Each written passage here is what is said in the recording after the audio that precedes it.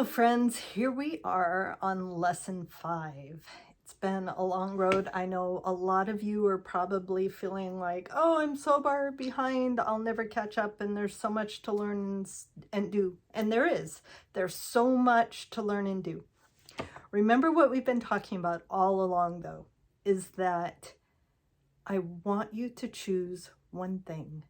The easiest, the shortest, the quickest thing to start with, and just do that one thing.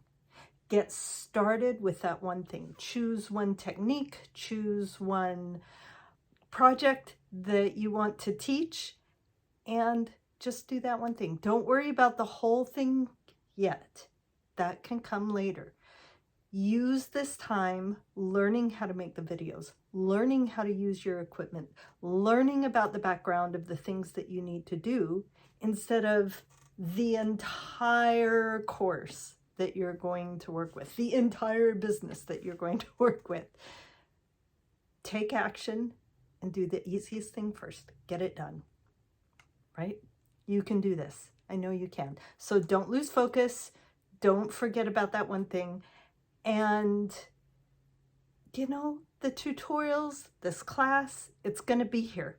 It's not going anywhere. The master class will even run again next year, sometime in the late spring. I haven't calendared it yet, but you can come back. No further cost. You can come back and participate in any future master class. And you have the Academy membership to take advantage of the whole time. So don't feel behind. You've got this. You can do this. Now let's set everything I just said aside. And today we are going to look at some of the big picture. We are going to get into some of the business stuff behind the course. You can create the best course in the world. And if you don't get it in front of your people, if you can't find your people, then it doesn't do any good, right? Let's talk about that today. How are we going to find your people? Who are they? Interesting question. So marketing. Let's define that first. A lot of people think, oh, salesy, yuck, I hate marketing, I hate it. I want you to change your mindset with this definition.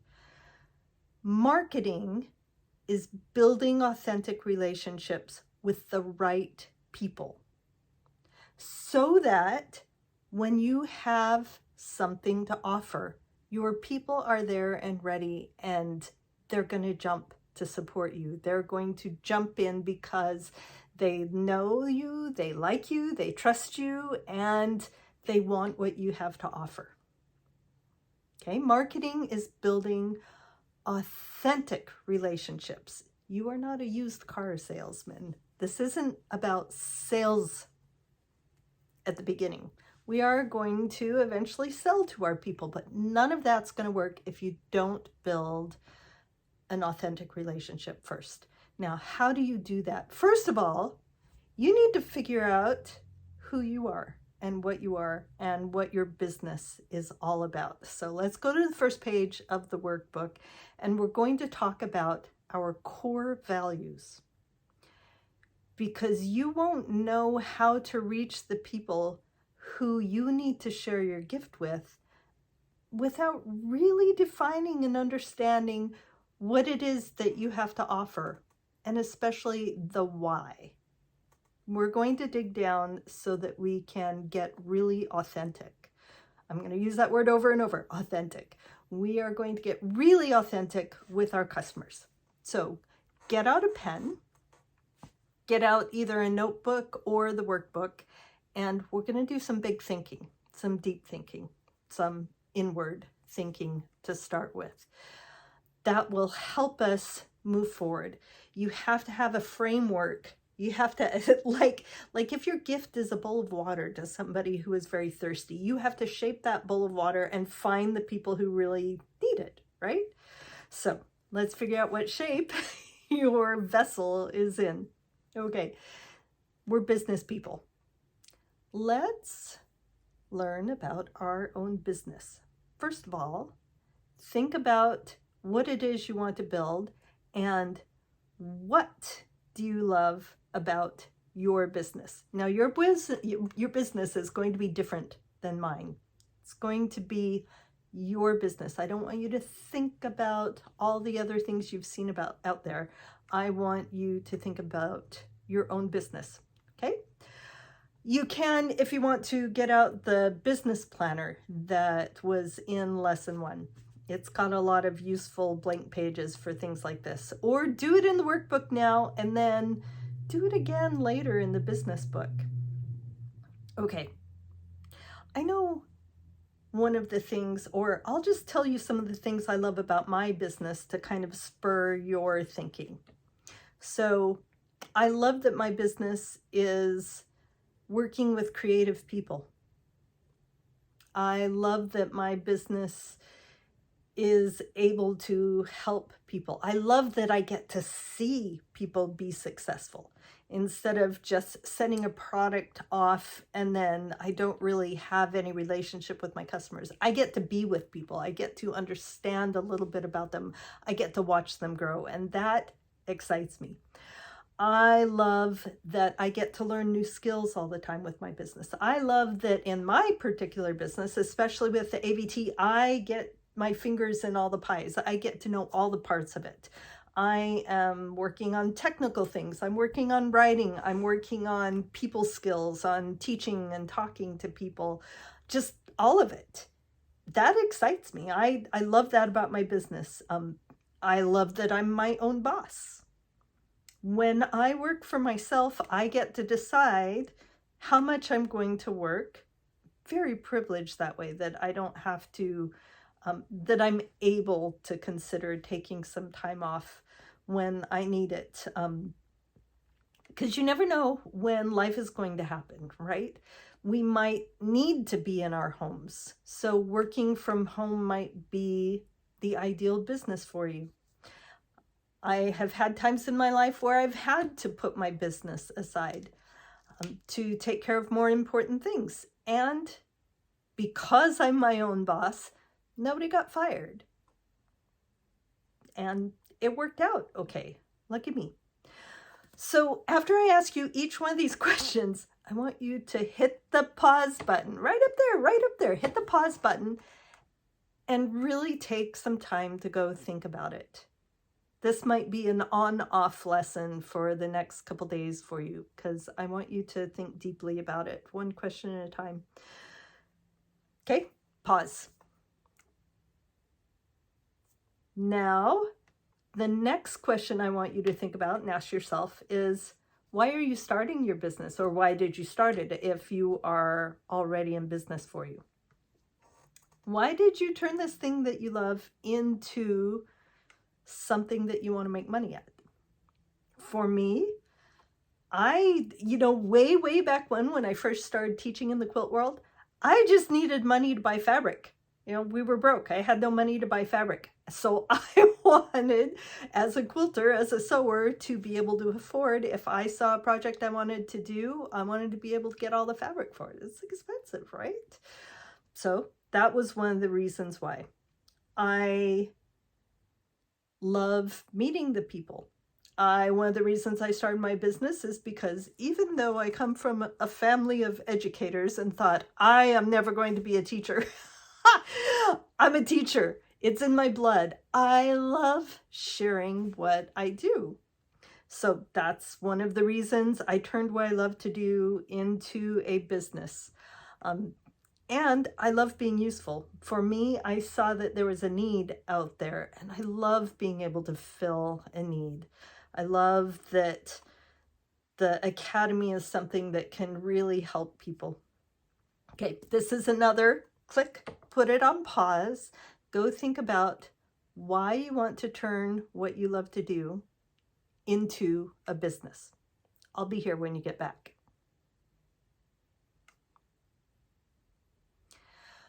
Okay, so especially if you have already been working in your field for a while, why do you want to keep it going? So you start a thing for a certain reason, usually there's an impetus, and it usually has to do with money. Money is what we're doing this for. Otherwise, we would just sit and make our creative things, and we might just show it to people because we love the affirmation and the validation that comes from outside approval. But if you've started a business, why do you want to keep it going now? What is it about this moment in time that you want to continue? What is it about your business that you want to keep going, and maybe how you want to change it a little bit? For instance, I love learning new things, and this online teaching, Zoom, website building, all this kind of stuff is constantly changing. So I get to learn new things all the time. It's one of my favorite things about it. I love people. I love the income. I love feeding my soul. Actually, I've been traveling for a long time and I still love that. But now I can do a little bit less because I've got virtual teaching going on, so all of my income isn't coming from travel teaching. I can choose a little bit more about which bookings I take. And now I can only go to places where I actually want to go, right? Okay, so pause again. Why do you want to keep your business going? Come back when you're ready. All right, here's a big one, really big one. What are some of the goals that you have for your business? They can be in all the areas. Just spill them all out. They don't have to be concrete right now.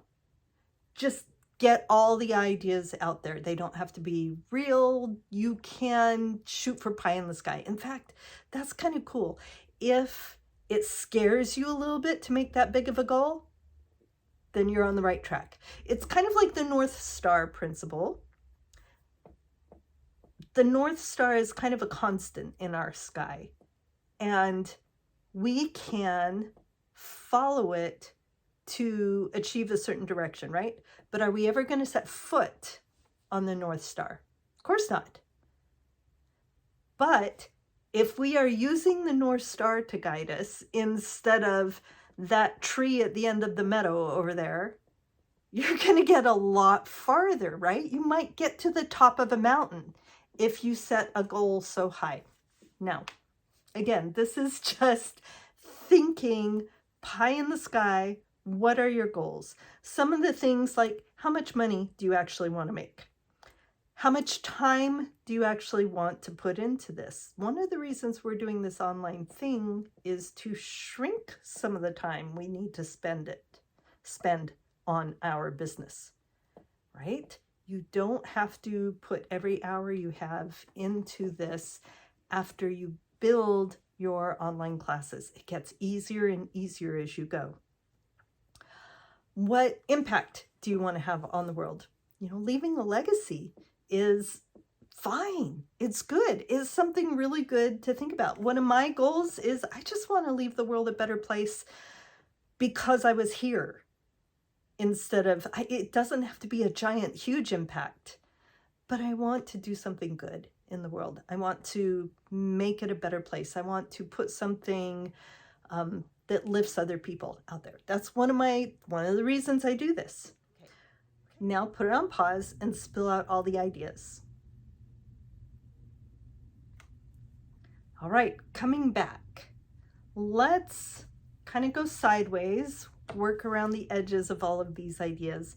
What specific parts of what you do just light you up? What makes you so happy? What are you excited to get up and work on? It might not be writing a newsletter. It might not be figuring out new video stuff. That might just be the stuff and the grind and the difficult part that you have to get through so that you can do the stuff that lights you up. So let's figure out what it is. Because when you know what it is that you love about this, if you love making the thing, if you love the sharing of the thing, you'll understand that this part that's kind of hard and not as fun, you have to do it to get to where you want to be. And it's worth it, right? So what makes it worth it? What parts? Like, I love having ideas, whether it's in my creating art life, thinking about new classes, or running a business. I love the idea stage. I love letting my imagination completely run wild. I love spilling out all those ideas on the page. Implementation is not what I love as much, but I also love the other end. I love the finished products. I love, love, love watching students get it, watching students succeed, watching students be able to do something they weren't able to do before. So everything in the middle is what I have to do to get from this part I love to that part I love. Now, yours can be completely different than what I love. Of course they're going to be different because you're different than me. Everybody is unique and individual. So understanding your reason why and what you love the most is going to be really helpful to help you figure this out. One of the ways to help figure out the things that you really do love is kind of eliminate some of the things you don't love. Go ahead and write those down too, and then figure out what are the things you need to do to get around those or to get through them. Okay, again, time to pause, figure this out. Next up, let's think a little bit about our personal image. What do you want people to see in you? Marketing, remember, is building an authentic relationship. So who is the authentic you? This isn't who you're going to pretend to be. This is who you want to be, who you want to become, who you are growing and learning, this identity that you are becoming, right? Who you already are and who you're building into. So, do you want people to see you as smart, authoritative, kind, approachable, real, and skilled? All of the things. Think of all the ways that you want people to see you and write those down. Put it on pause. There you go. Go write it down.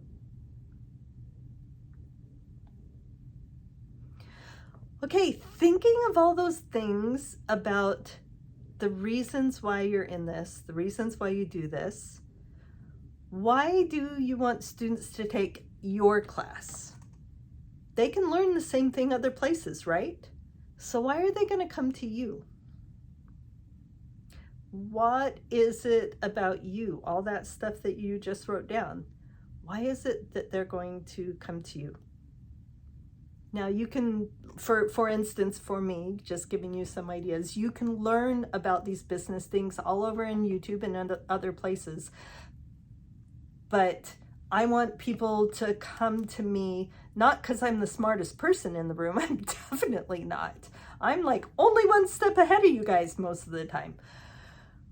I want people to come to me so that they know they can do this, so that they have somebody who is their biggest fan, who's their biggest cheerleader, who gives them the joy behind what it is that they're learning. I also want them to come to me because this is an organized one-stop place, right? I want them to get everything they can. I want to save people time, so I want people to see me as organized with that. Okay, write those things down, then come back. Now, with all of this, and maybe you can do this at first instead of at the end, but it's really interesting to figure out your deepest core values as an individual and see if you can make those align with your business purpose. What are your core values? How do you figure out what are core values? So take a break, go to the tutorials in the masterclass, and one of the first ones that talks about core values, there's an online quiz. And all it is lists and lists of words in different areas. And it asks you a question, you write a bunch of things that fit for you, that speak to you down, and then you narrow it down and down. So that in specific areas, you figure out what your core values are. It's just like a framework or a tool to figure it out. You might know your core values right away already. But, that's kind of the easy button, getting it there. So put it on pause, come back, and we're going to switch to a new thing. So this has been all about us. In a minute, we're going to switch. All right, coming back. Remember, we're talking about marketing and building authentic relationships. So you've done a little bit of work, a little bit of thinking about who you are authentically, who you want your business to be authentically.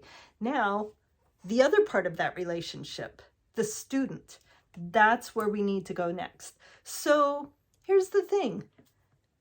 If you're trying to reach everybody in the world, you're really not going to reach anybody. So just like if you're trying to make the biggest, best course on the face of the planet, instead of the one thing that you need to start with that's easiest, it might be overwhelming and you might never get to it. So I want you to narrow your relationship down as well. I want you to think of one student. If you've already taught for a long time or a little time, who was your favorite student? What about them was favorite? What about them made it amazing? And if not, just imagine, who is your favorite student? Why are they your favorite student? What about them makes them your favorite student? And get specific. How old are they? Where do they live? What journey are they on? What skill level are they already at? So I have I teach art and design a lot, and my very favorite real life student was in a week-long retreat. And at the beginning of the week, she was like this. My sister made me come with her. She didn't want to be with her. She felt so uncomfortable in an art class. And at the end of the week, when we were wrapping up, when we were kind of sharing what we learned, she was in tears and said, I never thought I could do this. I didn't know this was in me. I've never thought I was creative. And now I know I can do it. And that transformation, that it just made me, it made my life. It's the whole reason why what I do. My favorite student lacks confidence. And then they get confidence because I'm able to help them figure out that they can do the work and they can do it. Okay, put it on pause. Describe your favorite student. Okay, coming back. Let's get a little more specific. Where is your student? We'll do the next two at the same time. Where do your students live? This could be important, especially if you want to travel teach or you already travel teach as well. But the cool thing about online teaching is they can be everywhere. So let's think about it metaphorically as well. Where do they live online? That's the next two questions in the workbook.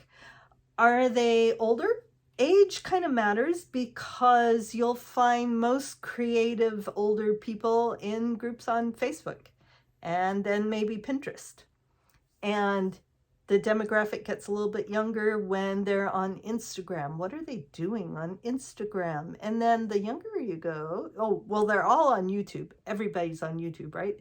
Think about it. It's the largest place to go to figure out how to do things, to solve problems like that.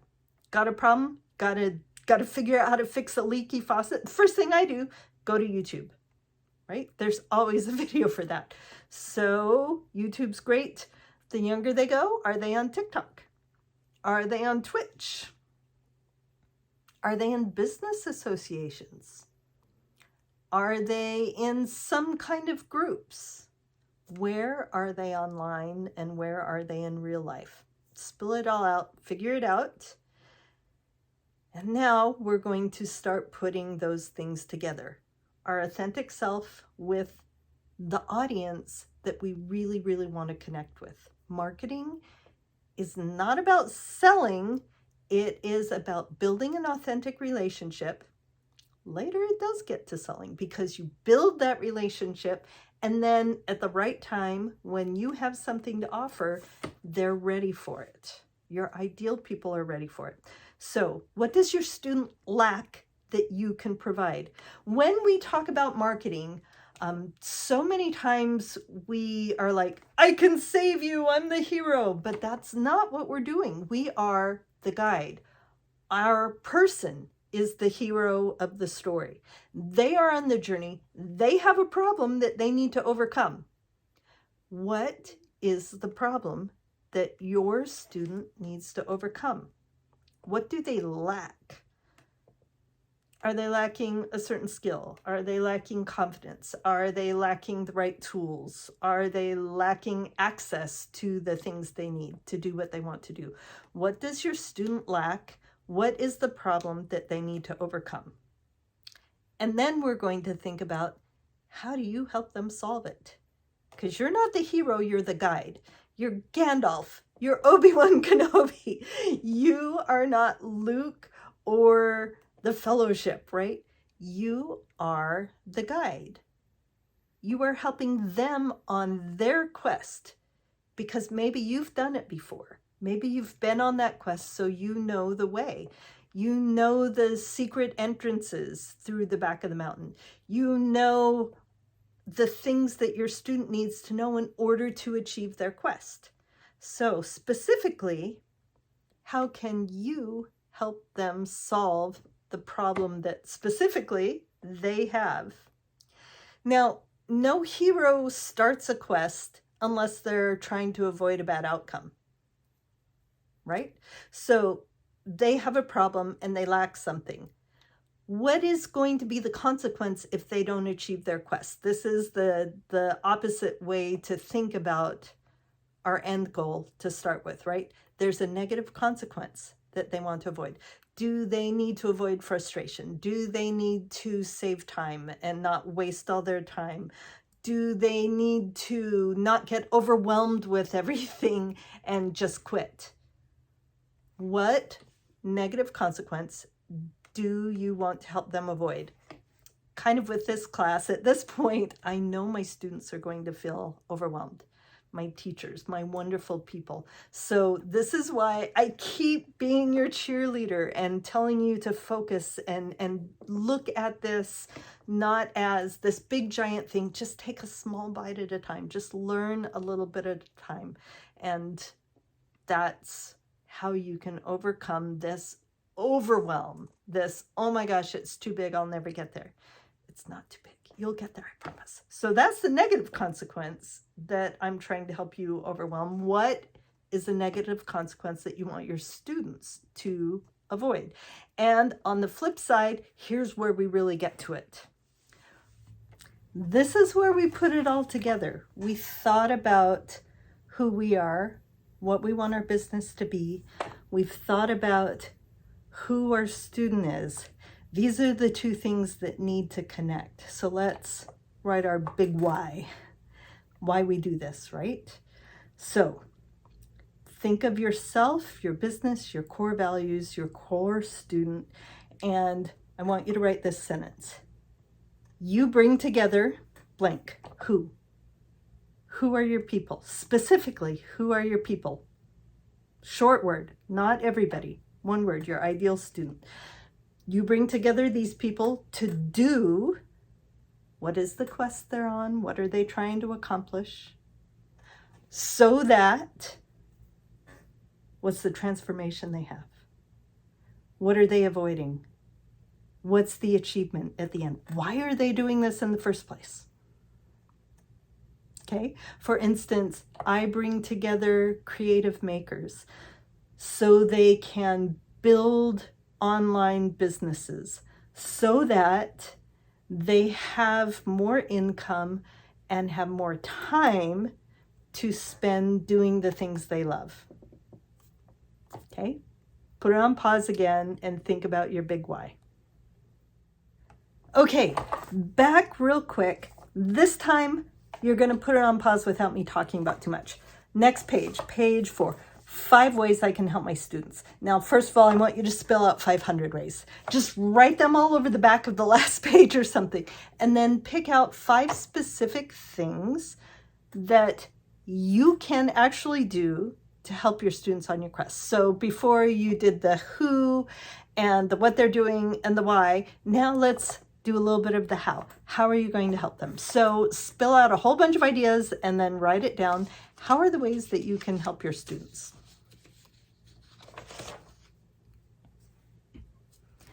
Okay, now that we're kind of clear on who, what, why, how, right? Let's get into some of the nitty-gritty of branding. Now, I don't want you to get stuck on this. I started the Academy probably 6 months later than I could have because I totally got stuck on branding. I'm a visual artist, right? How things look is really important. And finally I decided, okay, this is just good enough. I have to just start. And I've evolved since I started. So this doesn't have to be the big be all end all final product. Okay, it doesn't. But I want you to think about it so that you can start with something and so that you can then evolve towards something in a thoughtful way. So describe, I just want you to take a few minutes to do these. Don't take as much time as you did before. First of all, describe your business personality.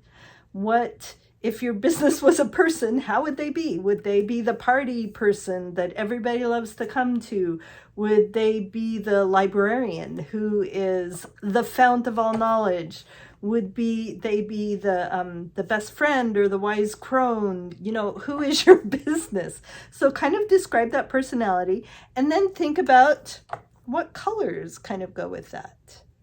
You know, your favorite colors might not describe your, like, if I was an accounting firm, hot pink might not be the best color to describe an accounting firm, but it might be the best color for something else that's more creative and more, that has to be less precise. I don't know. Just because hot pink to me is a kind of a party color. Maybe, anyway, I don't know why. Okay, now what kind of fonts do you love and what kind of fonts? That's the letters, the way the letters look. What do they say? Do they match your business personality? I really like clean lines that are a little bit creative. The swirly stuff doesn't speak to me personally at all. And I think it kind of matches with my business personality. Now, here is something I want you to really keep in mind when you're looking at different fonts. And this is another rabbit hole that you can completely get lost in. So I don't want you to get lost in. Just describe them generally. You pretty much are going to need to choose to start with 3 fonts. One that's going to be the big headline kind of things, one that's going to be the main copy, in other words, what people are going to stop and read a little bit. Now, as you come up with these, especially that second one, think about accessibility. Think about how easy is this to read. If you only have 3 seconds to glance at it, or even 1, can you read the whole word in 1 glance? Or is this font going to be difficult to read? Remember also, who is your audience? Is your audience young? Do they like funky things? Is your audience older and they have difficult time seeing and reading things? Make it accessible. Make it legible. That's really important for your copy. Your headline stuff, maybe you can do something fancier, but make your main font legible. And then maybe a third font that is your call out. That's the thing that gets people's attention. Like, I do use a cursive font, but that's all my call to action. That's where I want you to do something. So it looks different from every other letter on the page, because you want it to stand out a little bit. Now, what is the best kind of look for your website? Do you want it to be kind of corporate? Do you want it to be playful and funky and fun? Just write down 3 or 4 words that describe what you want the look of your website to be. Now, if you have no idea, if you don't have a website, or if you already have a website, evaluate the website you already have, and does it really match your business personality and your core values and the transformation and the service you want to provide? Does it match that? Okay, you have to think about that.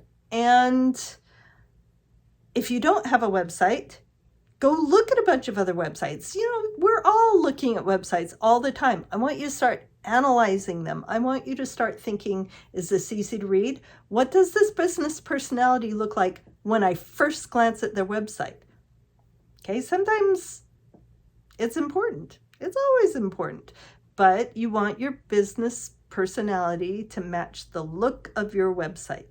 Now, here's why they call it branding. It's going to be the same wherever people see you. That's why you have brand colors. That's why you have brand fonts. Use those brand colors and fonts, even if it's not the thing you're going to end up with. Just choose something to start now and use that brand font when you are posting on social media. Use it on your website, use it in your newsletter, use it consistently. We had a great guest seminar with Leanne Presley of Stitchcraft Marketing. And I don't think she talked about branding, but I hired her at one point to look at a lot of the content I was creating. And the comment she came back with over and over was, these are great, but they're inconsistent. You need to use the same color. You need to use the same fonts and the same logo somewhere with everything that you do, so that no matter where people find you, they know it's you at a glance. That's what branding is. It's that at a glance, they recognize that it is you. Okay, now you can be flexible with these things in different places. The next question, what kind of look for social media that you want? Like if you're posting quotes and stuff like that, use the same branding and the colors. But also, where are you on social media? Do you want to be playful and silly on Instagram and then more informative and authoritative on Facebook, and then your website is just super clear and easy to navigate? Okay, you need to think about all these things. But again, keep it kind of branded. Keep all these things in the back of your mind. What are my core values? What is my business about? Who is my students and how do I reach them? Okay, turn the page to your website. Let's think specifically about a website to start with. Now, a lot of people can build a whole business on Instagram and not have a website. If you're a teacher, I don't think that's going to work. You're going to have somewhere where people can learn more about your course, where people can learn about you. Okay? You can build relationships with them on social media, but your website has to do a lot of work for you. So what's the first thing you want to show? Again, if you already have a website, ignore it for a minute and think about what is the main thing you're offering your people. That's the first thing you want to show. And visually, it's much more important to capture their attention. They won't stop and read if you don't first stop their eye visually. So a wall of text as the front page of your website is not going to serve you well. Do something visually that captures their attention and tells the story, not the whole story, just enough to capture their attention of what it is you do. So they need to know who you are. Have something about that on the front page. And most importantly, what it is you're offering. So make it beautiful, make it lovely, and again, go look at a lot of other websites. What do you like? What do you think is effective? What results do people get from their website? Like, is it just pretty, or do you want to actually click through and find out more? What action do I want visitors to take? You want them to click through and find out more. So what is the path that people need to walk on as you guide them through your website? Capture their attention, give them this much information, tell them to do this next thing, and then what do they do from there? If it's an online course page, you have your beauty shot, you tell them a little bit more, and you want them to enroll in your course, right? If you're teaching live Zoom classes, here's who I am, and a little bit of what I teach, click through, here's how my courses work on Zoom, and here's what they are, and click through and find my hiring information. Figure out the path that you want your visitors to take. Now, branding, keep it on brand. What is the branding? What is the look? Is it consistent? Does it say something about your business? And maybe have some other people look through your website if you already have one. Is it easy to navigate? That's so important. If somebody has to hunt around to figure out how to sign up for your courses, it's a barrier to entry. They're not going to do it. they want something that's easy, so make it as easy as possible.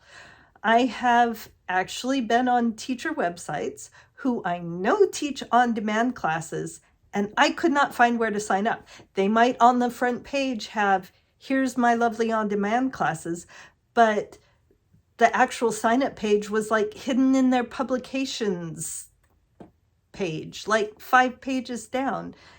And it's just not good. It's not going to work. Make your navigation really easy to work with. So if you're thinking about these things, either redesigning a website you have or building one, even if it's just a course page, map it out a little bit. Big picture, what's the picture about? What words do you have? As few words as possible is easier to read.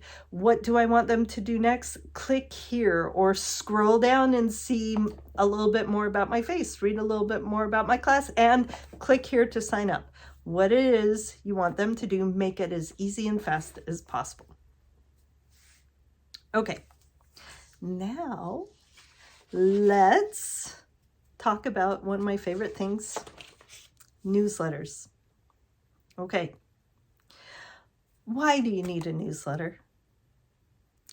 Why can't you just build those relationships on social media?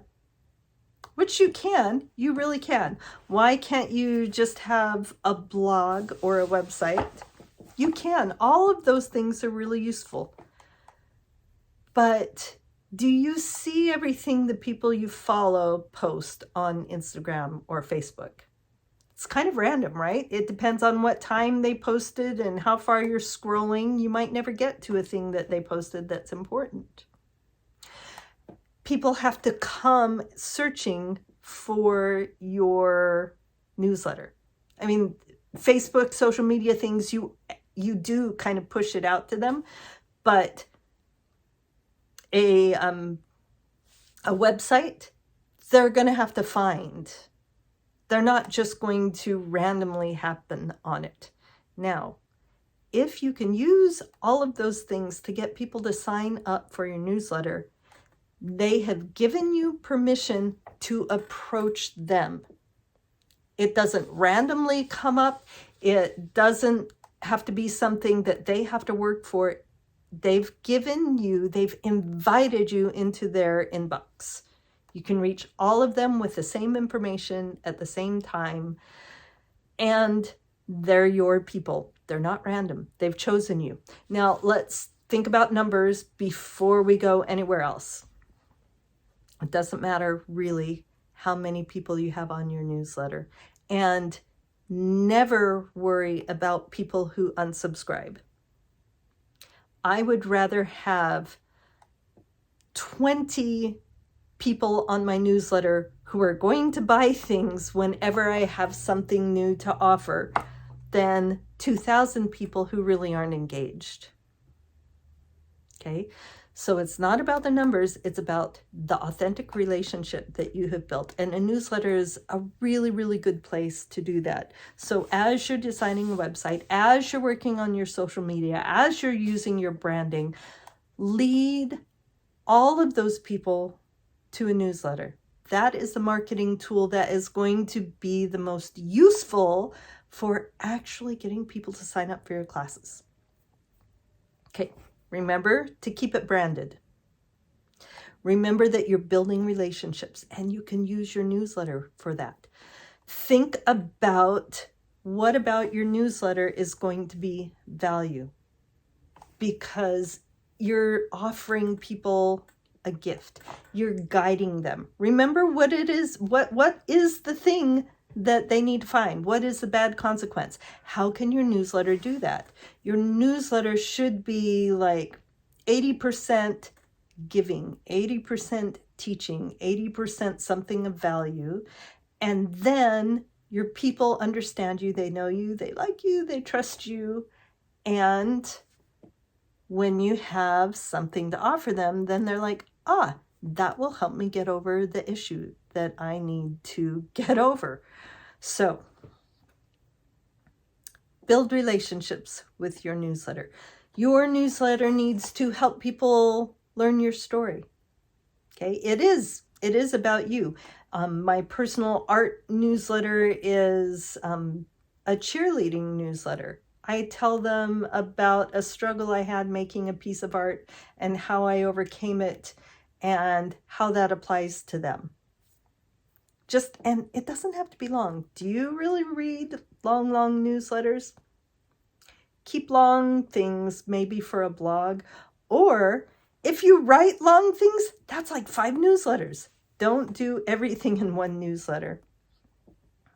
And then with every newsletter that you write, every part of that relationship that you build, every time you help them a little bit, give them a gift of understanding, of knowledge, of confidence to help them overcome their problem, right? With all of those things, one of the best ways to build that authentic relationship is have a call to action every time. Now, it can be just reply and tell me if I'm the only one who've had this. No, make it about them. Reply and tell me how you overcame this problem. Or reply and say, yep, me too. And then always answer them. You know, most people don't reply, so it's not overwhelming to ask everybody to reply. So get people in the habit of interacting with you. Okay, that's building a stronger relationship. And then when you have something to offer, you say, hey, I have a class ready. I think you're going to love it. And here's where you sign up. But first, you've built the relationship. First, you've made that connection with them. And the people who don't really get the authentic you, they've gone away, which is okay because they were never going to buy the thing in the first place. You want to find your people. You want to find the people that you can actually help, that want your help. So all of that social media stuff, building relationships, helping people get to know you. Also leading them to your newsletter where you really help them get to know you. Now, when you have that class that's going to be ready, you've been using all those little videos to kind of tease out on social media and say, hey, look what I'm playing with. Hey, look what I'm doing. Get them interested. And then you can say, and I'll be offering a class with this. You'll find out about it if you sign up for my newsletter. Always have a way to get people there. Okay. So I hope I've convinced you that a newsletter is really important, because it's really important. I really want you to do this. What are our assignments for this week? It's all leading to newsletter. Marketing. Newsletter is, again, your most valuable tool. It's the thing where you'll get the most conversions. You'll get the most signups through your newsletter instead of people who just randomly find you. So first of all, choose a newsletter platform and just try it out if you don't have one already. If you already have an online course platform or a newsletter platform, just use it. Figure out how to use it, make it work. There are tutorials this week for MailChimp.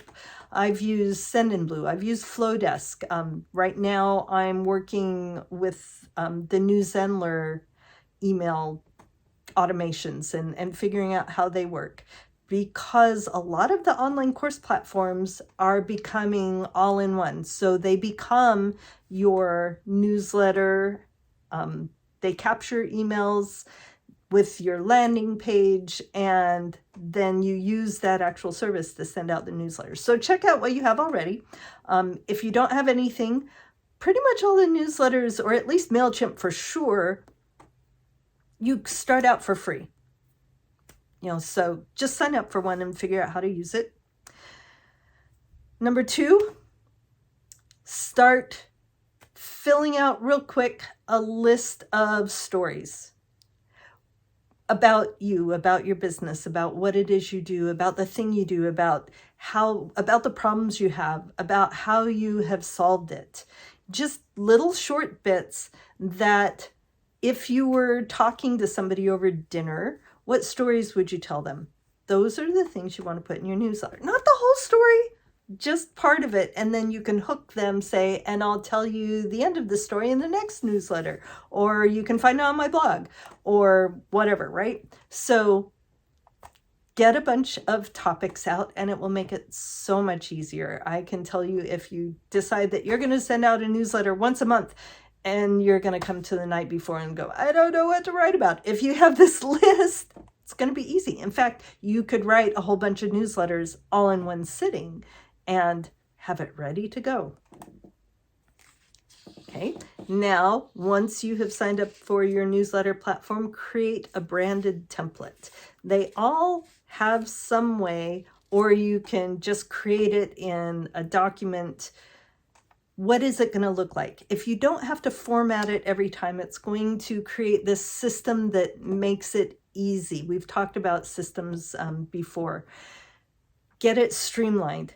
Get in the habit of doing it the same way, the same branding every time, so that you don't, that's one less thing that you have to think about. One time saving thing that doesn't waste more of your time later. So again, don't fuss too much about branding. You can always change it. You can always change it later. Just start with something. Focus and get it started. Okay? Create a sign-up form. If you don't have a website or anything yet, you don't have to do this yet.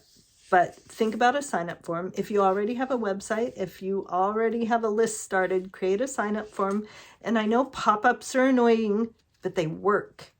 They really, really work. They get people who wouldn't sign up for your newsletter to say, oh, they have a newsletter. And if you have a freebie to give away, I probably need to add in a lesson for this, because everybody talks about lead magnets, and they actually do work. If you have something to gift to your people that is useful, they'll want that. So in exchange, they'll give you their email for your newsletter. Now, you don't want to train people to always want free things from you. So for instance, if you're a pattern designer, my personal preference is not to give away patterns for free. Give them a useful bit of knowledge. For my personal art and design teaching, I have a critique cheat sheet that just goes through the elements and principles of design with little questions and definitions. So it's a 2-page PDF. But that's my freebie. That's the valuable information that I get. And then I can write an email sequence that says, hey, thanks for signing up. Here's who I am. Hey, did you get your freebie? Hey, where have you put it? How are you using it? By the way, here's how to use it. Here's how I use it. And that's kind of a nurturing welcome sequence to get people to build that solid relationship, right? Because that's what we're doing. That's all we're doing, is building those relationships, authentic relationships. Okay, if you already have a website, have somebody else review it with you. Put up a link on the feed and say, hey people, I'd love your feedback. What do you think my website needs? Ask them at first glance, if somebody who doesn't know anything about you looks at your website, what do they think you do? How easy is your website to navigate when they first come to it? As a fresh eye on your website can kind of really help. I know I actually really love playing around with my website. And these days, it's all the Academy website, the public-facing website. I've probably changed the homepage 100 times in the last year, continually tweaking it, continually refining it, and having somebody else look at it and tell me what they thought about it was like, oh, I hadn't looked at it that way, and I fixed a huge problem in the path that I wanted people to take. It's like, if I actually want them to go there, I actually need that button very first, right up on the front page, right? Okay. So we've got the newspaper where people are ending up, website where that's where they're going to end up to click and buy your page. Review your social media accounts and kind of make a plan. Remember how we just made a list of things for your newsletter? Do the same thing for social media. Have a bunch of ideas for what to put on it. Now, if you're doing a project, do 10 little views of the same thing that you're doing and one little bit. You're not giving away the whole thing. Don't worry about that. Give as much as you want to, but make them glimpses. They're a blink instead of, reading a novel. They're not your whole class. There's social media is where it's quicker, it's easier, it's a more casual relationship. And then one important thing to do is create a business page on your social media account. So if you already have Facebook or Instagram, there's a tutorial that with links for how to turn your accounts into a business page or create a new business page, because you can actually use those as tools for commerce later on. People can sign up for your classes and do things like that. So you have a lot to do. We did a lot of thinking already. That thinking part should not be terribly hard, but it's all going to lead to your newsletter. It's all about creating these really authentic relationships so that you connect with the right people who need your guidance, who need your gift. And when you're ready to offer them that gift, they already have a relationship with you, so they're going to buy your stuff. That's how businesses work. So I will see you at our live coaching sessions. Do all this stuff, think about it, ask any questions that you have, even if you think nobody else is going to have that same question. That's the place to do it. That's what I'm here for. That's what this class is for, to really dig into whatever things you need help with. So I can't wait to see what you do. I know you can do it. Remember, focus. It doesn't have to be perfect. Does not have to be perfect. Just get started. All right. I'll see you later. Bye, friends.